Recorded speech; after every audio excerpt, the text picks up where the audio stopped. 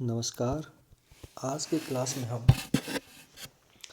अनुच्छेद 31 जो कि संपत्ति का अधिकार मूल संविधान में जिसका शीर्षक था, अब तो वो विलोपित हो गया है, ओमिट कर दिया है संविधान से, परंतु उसमें कुछ और प्रावधान जुड़े हुए हैं। Saving of certain laws. तो संविधान के मूल अधिकारों के भाग का ये अकेला अनुच्छेद है जिसे संविधान से हटाया गया है। तो इसके महत्व को अगर ठीक से समझने के लिए हम थोड़ा मूल संविधान के स्तर से इसको देखना शुरू कर देंगे कि कब कब इस अनुच्छेद में क्या क्या परिवर्तन किया गया और वर्तमान में इसकी वस्तु स्थिति क्या है। मूल संविधान में जो था कि अनुच्छेद 31, तो उसका शीर्षक था राइट टू प्रॉपर्टी और इसके दो भाग थे, 31(1) और 31(2). तो उसमें प्रावधान था कि किसी भी व्यक्ति को विधि के प्राधिकार के बिना संपत्ति से वंचित नहीं किया जाएगा। इसका मतलब क्या था कि यदि राष्ट्र की आवश्यकता के लिए किसी व्यक्ति को उसकी संपत्ति से वंचित करना जरूरी हो तो सिर्फ सरकार के आदेश से ऐसा नहीं किया जा सकेगा, बल्कि इसके लिए संसद द्वारा विधि बनाया जाना जरूरी होगा। और 31(2) था जो उसमें प्रावधान था कि यदि राज्य किसी व्यक्ति की निजी संपत्ति का अधिग्रहण करना चाहता है तो उसे दो शर्त पूरी करनी होगी। पहला तो वह अधिग्रहण लोक प्रयोजन के लिए होना चाहिए, अर्थात पब्लिक पर्पज के लिए होना चाहिए कि कोई सार्वजनिक निर्माण करना हो उसके लिए होना चाहिए। और दूसरा कि व्यक्ति को संपत्ति से वंचित करने के लिए वाली विधि है उसमें ये उपबंध किया जाएगा कि संपत्ति के बदले उसे क्षतिपूर्ति कंपनसेशन के तौर पर कितनी रकम दी जाएगी। तो पहला तो है कि 31(2) में था कि जो अधिग्रहण करेंगे वो उसका यूज ज़मीन का या संपत्ति का पब्लिक पर्पज़ के लिए होना चाहिए, और दूसरा ये कि उसमें उसको कंपनसेशन भी दिया जाएगा उसकी संपत्ति के वैल्यूएशन के अकॉर्डिंग।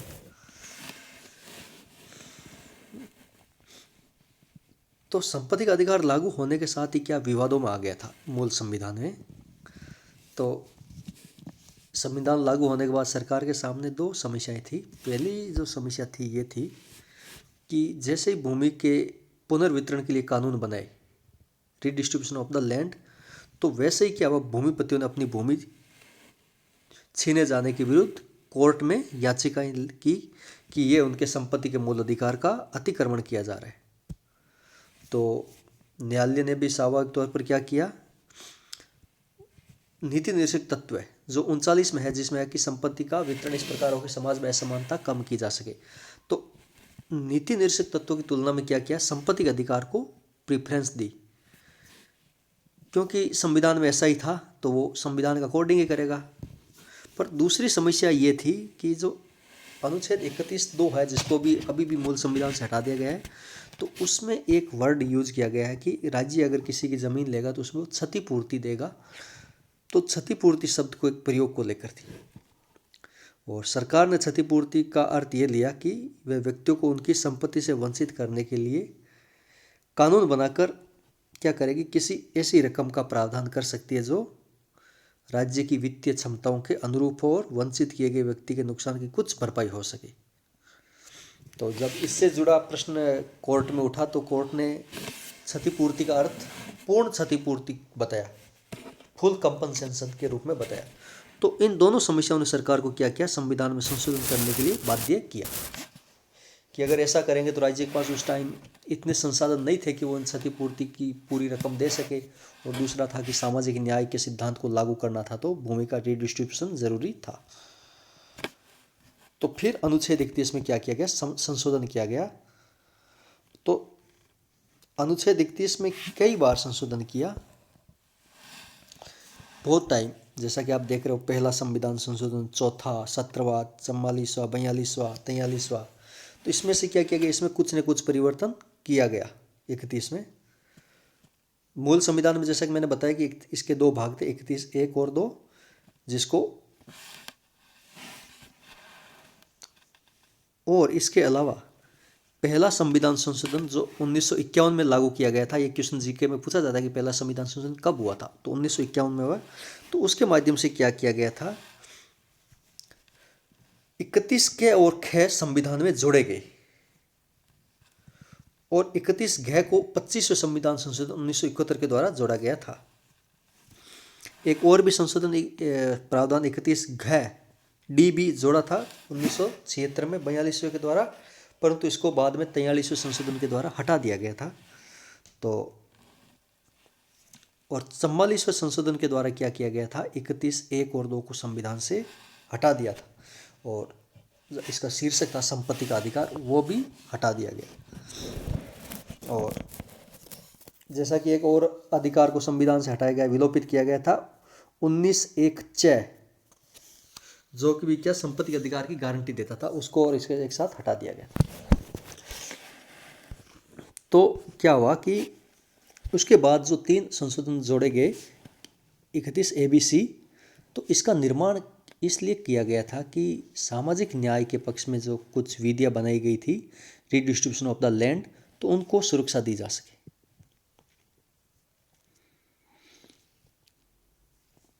और इनका शीर्षक भी दिया गया था सेविंग ऑफ सर्टेन लॉज।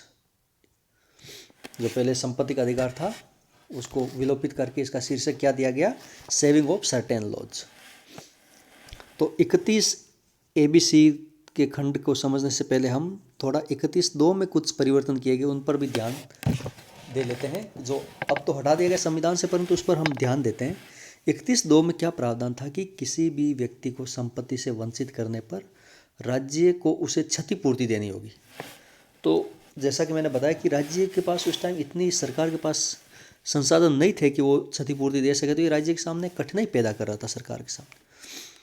तो अनुच्छेद 31 A, B और C के उपबंध इसलिए भी किया गया था कि राज्य सामाजिक न्याय की नीतियों का पालन करने के मामले में जो 31(2) में क्षतिपूर्ति का बाध्यता है उससे भी बचा जा सके। तो इसलिए 31(2) में संशोधन किया गया, जिसको बाद में हटाया भी गया था।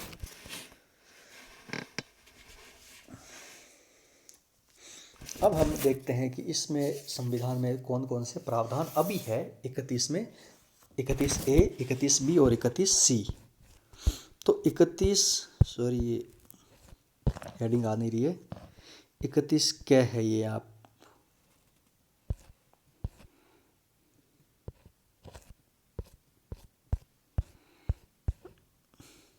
कोई ये 31 क्या, अगर हम यहाँ देखते हैं लिखा हुआ है 31 क्या है, तो इसको क्या, जैसा कि आपको एक बात याद है कि इसको पहले संशोधन 51 के द्वारा जोड़ा गया था और इसका उद्देश्य क्या था इसको जोड़ने का, कि राज्य जो मध्यस्थ थे, जिसको अलग अलग जगह जमींदार, जागीरदार या इनामदार के नाम से जाना जाता है, तो उनके उन्मूलन से जुड़े उद्देश्यों के लिए बनाई गई विधियों को सुरक्षित किया जा सके। और इसमें प्रावधान था कि जो एग्रीकल्चर लैंड है, कृषि भूमि सुधार और उत्पादन के साधन या एसेट्स, संपदाओं को राज्य के द्वारा अगर अड़चन ग्रहण करने के लिए विधियों को न्यायालय में चुनौती नहीं दी जाएगी कि वे इससे अनुच्छेद 14 या 19 का उल्लंघन हो रहा है। 14 विधि के समान संरक्षण और विधि का समाप्त, और 19 में आपका संपत्ति का अधिकार जो पहले था अब उसको हटा दिया गया, तो उसका भी इसका उल्लंघन ना हो सके इसके लिए इसको संविधान में जोड़ा गया था। और इस अनुच्छेद को लागू कब से किया गया था, भूत लक्ष्य प्रभाव से, भूत लक्ष्य प्रभाव अर्थात बैक डेट से। और बैक डेट संशोधन तो 1951 में हुआ था, परंतु इसको लागू 26 जनवरी 1950 से ही किया गया, अर्थात संविधान लागू होने की तारीख से इसको लागू कर दिया गया। फिर इसमें क्या किया गया, एक चौथा और 17 संशोधन भी किया गया था, उसके माध्यम से भी इसको विस्तार किया गया। चौथे संशोधन में क्या था कि जमींदारी और भूमि सुधार से आगे बढ़ते हुए इसके क्षेत्र को काफ़ी विस्तृत कर दिया था। और उसमें क्या किया, राज्य द्वारा किसी भी संपत्ति का अर्जन या प्रबंधन अपने हाथ में लेने, विभिन्न निगमों का प्रबंधन या खनिज तेल से जुड़े प्रबंधन जैसे विषयों पर बनाई गई विधियों को संरक्षण देने का प्रावधान था। तो ये अनुच्छेद 31 के में लिखा गया है। और 31B है जो है, उसको भी 51 के द्वारा जोड़ा गया था, और इसके माध्यम से क्या किया गया था, संविधान में 9वीं अनुसूची जोड़ी गई थी। 9वीं अनुसूची में क्या लिखा गया है कि इस अनुसूची में अगर सरकार कोई भी नियम, अधिनियम या विनियम जोड़ती है तो उसका सुप्रीम कोर्ट रिव्यू नहीं कर सकता, न्यायिक पुनरावलोकन नहीं कर सकता, और इसको किसी भी कोर्ट में इस आधार पर चुनौती नहीं दी जा सकेगी कि वे भाग 3 में वर्णित मूल अधिकारों का उल्लंघन करती है। तो 9वीं अनुसूची का जो मूल लक्ष्य था वो ये था कि भूमि सुधार से जुड़े अधिनियमों को कोर्ट के रिव्यू से सुरक्षा प्रदान की जा सके, कोर्ट इसका रिव्यू ना कर सके। तो पहला जो संविधान संशोधन था उसके माध्यम से 64 भूमि सुधार अधिनियम को इसमें शामिल किया, जिसमें आगे चलकर चौथे, 17वें, 29वें, 34वें, 39 और 42वें संविधान संशोधन के द्वारा कई और अधिकारों को भी इसमें शामिल किया गया। आपातकाल में भी कुछ को जोड़ा गया और अभी भी इसमें जोड़ा जा रहा है कई संशोधनों को। तो आगे चलकर क्या हुआ था, एक संविधान संशोधन हुआ था, 76वां संविधान संशोधन, तो और उसको 9वीं अनुसूची में डाल दिया था। तो उस पर काफ़ी विवाद हुआ था, क्योंकि इसके 76वें संविधान संशोधन के माध्यम से क्या किया गया था कि तमिलनाडु राज्य द्वारा एक अधिनियम पारित किया गया था जिसमें ये प्रावधान था कि वहाँ पर 69% आरक्षण की व्यवस्था हो गई थी तमिलनाडु में। तो 69% आरक्षण की व्यवस्था का जो प्रावधान करता था, तो सुप्रीम कोर्ट ने इंदिरा साहनी बनाम भारत संघ मामले में इस निर्णय को पुनः दोहराने के बाद आरक्षण की अधिकतम सीमा प्राप्त हो सकती है। ये कहा गया कि आरक्षण अधिकतम 50% ही हो सकता है, चाहे तमिलनाडु की विशेष परिस्थिति थी, उसको 9वीं अनुसूची में कोर्ट ने रिव्यू नहीं किया। परंतु अब सुप्रीम कोर्ट क्या कर सकता है कि अगर 50% से ज़्यादा आरक्षण था तो उसका हम रिव्यू कर सकते हैं। हाँ, अब ये सामाजिक आधार पर वो 50 था, अब आर्थिक आधार पर जो 10% दिया है वो एक अलग मैटर है। तो तमिलनाडु का आरक्षण व्यवस्था को असंवैधानिक घोषित करने से बचाने के लिए क्या किया गया था, 76वां संशोधन किया गया। तो सुप्रीम कोर्ट ने, जैसा कि इसमें लिखा गया है कि इसमें शामिल 9वीं अनुसूची में शामिल विधियों का कोर्ट रिव्यू नहीं कर सकता, तो इसके प्रति सुप्रीम कोर्ट ने अपना दृष्टिकोण उदार नहीं रखा, लिबरल व्यू नहीं रखा। और सुप्रीम कोर्ट ने एक केस आया था वामन राव बनाम भारत संघ 1981 का। तो इस मामले में यही प्रश्न उठा कि क्या अनुच्छेद 31B के माध्यम से बनाई गई 9वीं अनुसूची में किसी अधिनियम को डालकर न्यायिक पुनरावलोकन से परे किया जाना विधि सम्मत है या नहीं। तो सुप्रीम कोर्ट ने डिसाइड किया वामन राव केस में कि जो केशवानंद भारती का मामले की डेट थी, केशवानंद भारती का निर्णय आया था 24 अप्रैल 1973 को। तो इसके बाद अगर सरकार 9वीं अनुसूची में संशोधन करके कोई नियम डालती है, जोड़ती है, तो उसकी हम वैधता की जांच कर सकते हैं, उससे पहले की हम नहीं कर सकते। तो अब वास्तु स्थिति क्या है कि क्या 9वीं अनुसूची में डाले गए किसी भी संशोधन का कोर्ट रिव्यू कर सकती है? बिल्कुल कर सकती है।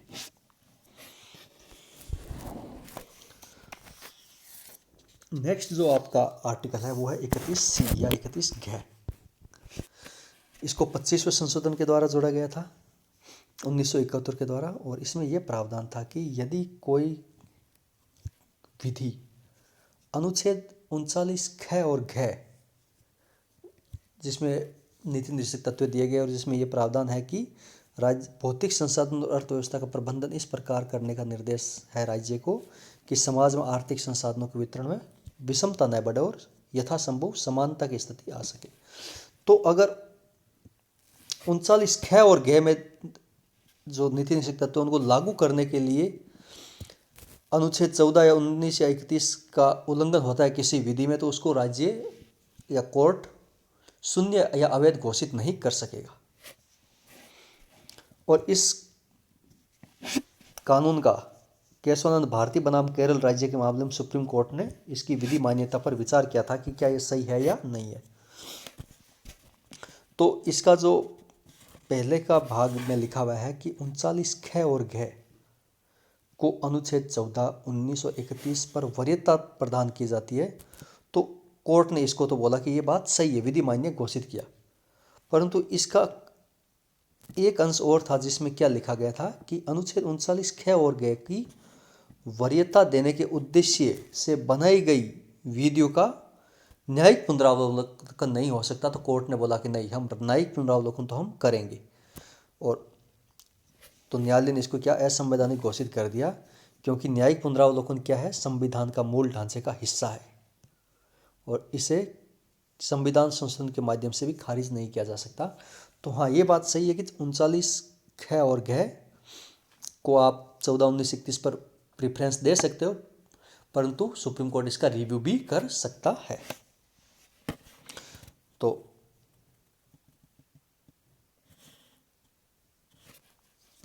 एक केस आएगा सुप्रीम कोर्ट में, ये आने के बाद क्या हुआ कि जैसा कि मैंने अभी बताया कि केशवनाथ भारती में क्या मामला है कि इसका कोर्ट रिव्यू कर सकता है। तो ये प्रावधान जो आपने जोड़ा कि कोर्ट इसका रिव्यू नहीं कर सकता, वो असंवैधानिक है। तो इसके महत्व को खत्म करने के लिए तत्कालीन सरकार ने 42वां संशोधन अधिनियम 1976 पारित किया और 31 ख में और विस्तृत बनाकर इसमें लिख दिया कि अनुच्छेद 39 ख और घ को ही नहीं बल्कि संविधान के भाग 4 में उल्लेखित किसी भी नीति निर्देशक तत्वों को अनुच्छेद 14, 19 व 31 पर वरीयता प्रदान की जाएगी। पहले तो यह था कि अगर इसके लिए 39 ख और घ के लिए कोई विधि बनाती तो उसको मूल अधिकारों पर वरीयता दी जाएगी, परंतु केशवनाथ भारती में ये बोल दिया कि हाँ, वरीयता तो दी जाएगी पर हम इसका रिव्यू कर सकते हैं। तो सरकार ने इसको केस के महत्व को खत्म करने के लिए क्या किया कि अब हम 39 ख और ख नहीं, पूरा मूल नीति निर्देशक तत्व है जिसमें 36 से लेकर 51 तक अनुच्छेद है, उनको किसी को भी लागू करने के लिए हम मूल अधिकारों को ओवरटेक कर सकते हैं। तो फिर केस सुप्रीम कोर्ट के सामने आया, प्रसिद्ध केस है मिनर्वा मिल्स बनाम भारत संघ, 1980 का मामला है। तो इसमें सुप्रीम कोर्ट ने क्या किया, जो 42वां संविधान संशोधन था जिसमें बोला था कि किसी भी नीति निर्देशक तत्वों को लागू करने में हम वरीयता दे सकते हैं मूल अधिकारों में, तो इस भाग को सुप्रीम कोर्ट ने असंवैधानिक घोषित कर दिया और कोर्ट ने घोषित किया कि मूल अधिकार और नीति निर्देशक तत्वों का मध्य संतुलन संविधान के मूल ढांचे का हिस्सा है। जीके में ये क्वेश्चन पूछा जाता है कि सुप्रीम कोर्ट ने नीति निर्देशक तत्व और मूल अधिकारों के मध्य संतुलन को संविधान का मूल ढांचा किस केस में घोषित किया, तो वो केस का नाम है मिनर्वा मिल्स बनाम भारत संघ। मिनर्वा मिल्स बनाम भारत संघ 1980। तो इसको फैसले में सुप्रीम कोर्ट ने घोषित किया कि डीपीएसपी एंड फंडामेंटल राइट में संतुलन संविधान का आधारभूत ढांचा है जिसको किसी भी आधार पर आघात नहीं किया जा सकता है। तो वर्तमान स्थिति ये है कि अनुच्छेद 25वें संविधान संशोधन के माध्यम से जो आर्टिकल 31 घ मूल रूप में संविधान में जोड़ा गया था वो वैध है, परंतु इसके आधार पर बनाई गई विधियों को न्यायिक पुनरावलोकन से संरक्षण नहीं मिला हुआ है और न्यायालय इस बात की जांच कर सकता है कि संसद अनुच्छेद 31C के या घ के अंतर्गत बनाई गई अधिनियमों को उद्देश्य अनुच्छेद 39 ख और घ में बताए गए उद्देश्यों से युक्तियुक्त रूप से जुड़े हुए हैं या नहीं जुड़े हुए हैं। तो ये हमने आज की क्लास में आर्टिकल 31 के बारे में जाना। नेक्स्ट क्लास में हम अंतिम मूल अधिकार संवैधानिक उपचारों का अधिकार के बारे में विस्तृत रूप से चर्चा करेंगे और आज की क्लास यहीं समाप्त करते हैं। Thank you.